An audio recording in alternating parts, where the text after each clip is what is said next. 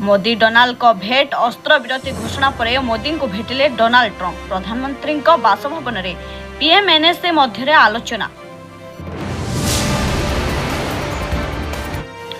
गतकाली 5टारू भारत पाक अस्त्र विरति अपराह्न 5टारू लागू है भारत पाक अस्त्र विरति ने उभय पक्षों सहमति भारत पाक मध्य तुरंत और संपूर्ण युद्ध विराम सूचना देले वैदेशिक सचिव विक्रम मिश्रे।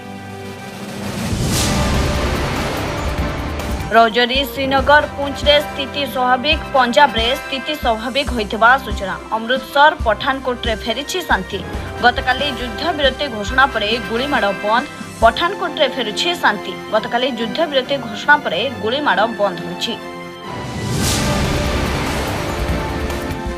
इस्तानबुल रे रूसिया यूक्रेन आलोचना में 15 रे आलोचना पई रूसिया रो प्रस्ताव। तुर्की रे इस्तानबुल रे शांति आलोचना पई प्रस्ताव समाधान पई आलोचना प्रस्ताव दिया जायछि।